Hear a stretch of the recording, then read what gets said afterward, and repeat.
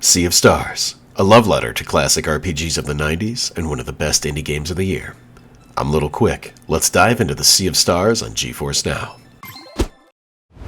Classic RPGs are defined by their art style, story, combat mechanics, and sense of discovery as you explore a new world. The artistry of Sea of Stars is no letdown. The first thing that caught my attention and stayed amazing throughout is the music. Mitsuda's work does not disappoint. In addition, the pixel visuals paired with animated clips add a lot of character and soul to the world.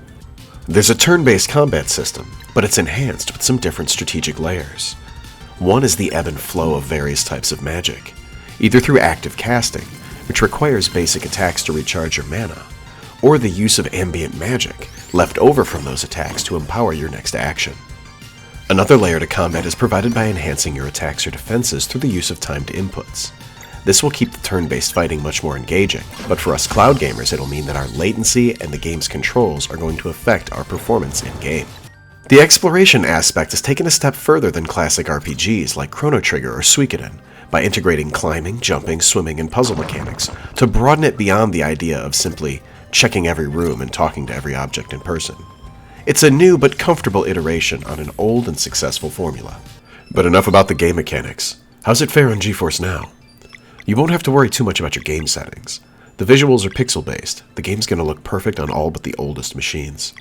On the Ultimate tier, feel free to turn everything up to max in 4K. On Priority, the game will already be set to high 1080p settings. No frame drops were present during any of my testing.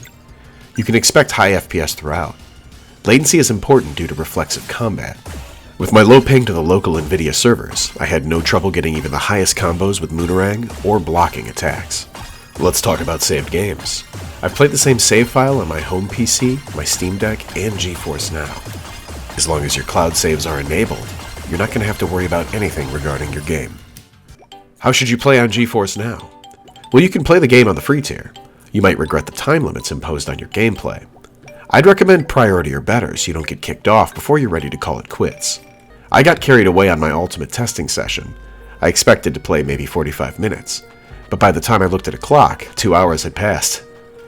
Having played Sea of Stars on both Priority 1080p and Ultimate 4K, I couldn't tell the difference. Both tiers have hardware that's overkill for this game, and pixel graphics mean that more precise visuals are pointless. I keep using the word comfortable while enjoying this title on GeForce NOW. Comfy really does describe it. I found myself drifting away to a new game that was still somehow familiar. I give Sea of Stars on GeForce NOW a perfect score. Let me know what you think of Sea of Stars and GeForce NOW in the comments below, and be sure to like and subscribe for more.